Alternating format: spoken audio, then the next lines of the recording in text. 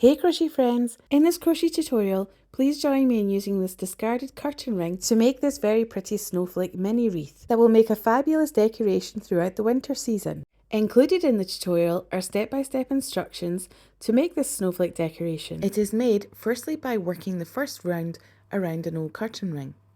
Then use these various length stitches to create the intricate lace-like pattern around the edge. It's a quick crochet project to make and great to learn and improve on your crochet skills working around other objects and using different length stitches. And of course, it's fabulous to recycle too. Then once you have perfected making one, why not make a whole flurry of snowflakes? And keep watching for some ideas on how you can use your snowflake mini wreath. Welcome back to my channel, or hello if you're new. I'm Pauline from Making Polly, and I'm so delighted you could join me for this fun and festive tutorial. For this tutorial you will need any double knit, which is light worsted weight yarn in white. I have used Drops Muscat double knit, which is 100% cotton.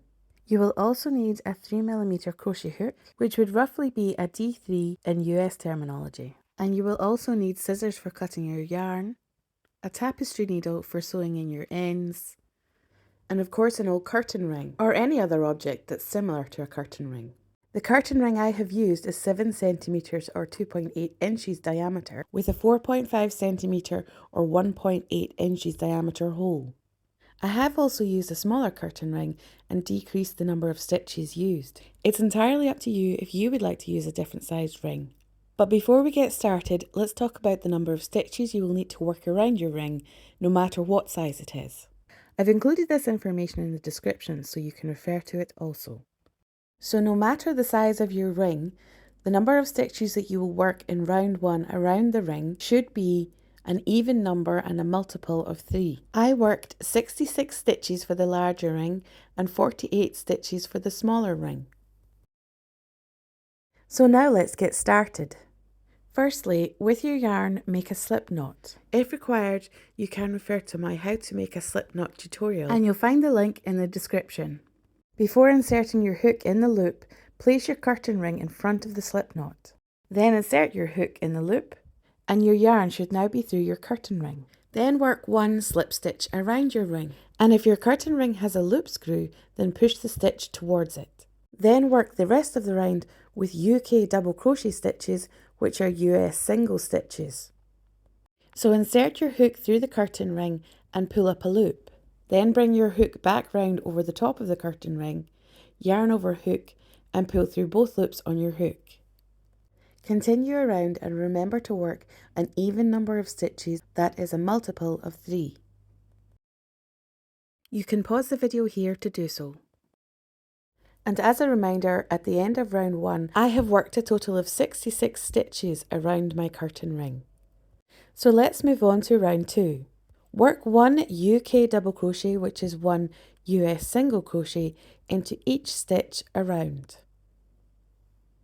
You can pause the video here to do so. And at the end of round 2, you will have the same number of stitches that you had at the end of round 1. So I have 66 stitches. So let's move on to round 3, and we will create a round of shells. Work 1 slip stitch into the first stitch of the round. Then we will work a total of 5 stitches into the next stitch to create our first shell cluster, and they are 1 UK double crochet, which is 1 US single crochet, 1 UK half treble crochet, which is 1 US half double crochet, 1 UK treble crochet, which is 1 US double crochet, then another 1 UK half treble crochet, which is 1 US half double crochet, and finally another 1 UK double crochet, which is 1 US single crochet. And we have completed our first shell cluster that consists of 5 stitches of varying lengths. Then work 1 slip stitch into the next stitch. Then repeat the sequence of working 1 slip stitch into the next stitch, then working the shell cluster that consists of 5 stitches of varying lengths into the following stitch, and another 1 slip stitch into the next stitch for another 21 times until you reach the end of the round. You can pause the video here to do so. Finish the round by slip stitching to the first slip stitch of the round. And at the end of round 3, the number of shell clusters you will have should be a third of your stitch count at the end of round 1. So I have 22 shell clusters, and there will be 2 slip stitches between all the shell clusters. So let's move on to round 4, and first we have to slip stitch to the middle stitch of the 5 stitch shell cluster, which is the UK treble stitch or US double stitch. So work 1 slip stitch into each of the first 2 stitches of the first shell cluster. Then work 1 back post slip stitch into the next stitch, which is the middle stitch of the shell cluster. So insert your hook from the back of the stitch to the front of the stitch and work 1 slip stitch around the post of that stitch. Then chain 6 and then work 1 back post slip stitch around the post of the middle stitch of the next shell cluster.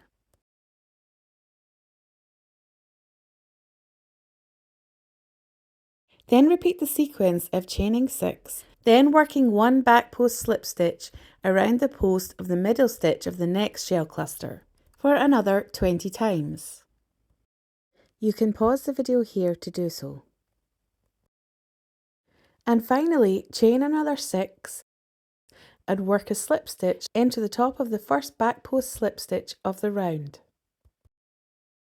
And at the end of round 4, you should have 22 chain 6 spaces and 22 back post slip stitches between. So let's move on to round 5, which is another round of shell clusters. There are 2 different types of shell clusters that are worked alternately into the chain 6 spaces. For the first cluster type, work 1 UK double crochet, which is 1 US single crochet, then 1 UK half treble crochet, which is 1 US half double crochet, then 1 UK treble crochet, which is 1 US double crochet, then 1 UK double treble crochet, which is 1 US treble crochet.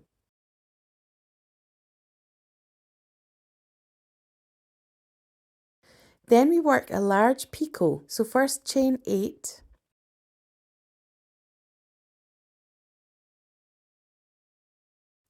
and then slip stitch into the first chain.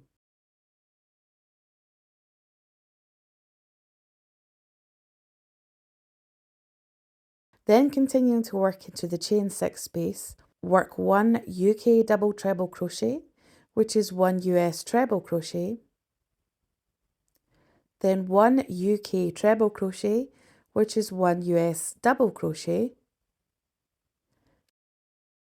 then 1 UK half treble crochet, which is 1 US half double crochet, and finally 1 UK double crochet, which is 1 US single crochet. And you have now finished working one of the first type of the shell clusters. Work 1 slip stitch into the back post slip stitch from the previous round, and now we will start working the second type of shell cluster. And for this second type, work 2 UK double crochets, which are 2 US single crochets, then 1 UK half treble crochet, which is 1 US half double crochet, then 2 UK treble crochets, which are 2 US double crochets, then again 1 UK half treble crochet, which is 1 US half double crochet, and finally 2 UK double crochets, which are 2 US single crochets. Then as before, work a slip stitch into the back post slip stitch of the previous round. And you have now finished working one of the second types of the shell clusters and the following slip stitch. Continue working both types of shell clusters alternately and with slip stitches between for another 10 times. You can pause the video here to do so. Then finally work 1 slip stitch into the first slip stitch of the round. And at the end of round 5, the number of the first type and the second type of clusters that you should have will be half the amount of clusters at the end of round 3. So I have a total of 11 clusters of each type. Then you can cut your yarn to fasten off, pull your yarn end through, weave in your yarn ends, and attach a hanger to the loop screw at the back. or alternately sew a hanger into the back of the stitches at your desired location. Well done, crochet friend! You have now finished making your Snowflake Mini Wreath. And as promised, a few ideas of how you can use your Snowflake Mini Wreath. How about as a small wreath on your door or part of a bigger wreath? Or of course hanging on your tree. You could add them to your presents like a gift tag, or my favourite, make a garland of snowflakes. How will you use yours? Thank you so much for joining me for this fun crochet tutorial. I really hope you've enjoyed it as much as I've loved designing the Snowflake Mini Wreath, and I would really appreciate it if you liked and shared this video and left me a comment. And please don't forget to subscribe for more fun and informative crochet tutorials. Happy crocheting!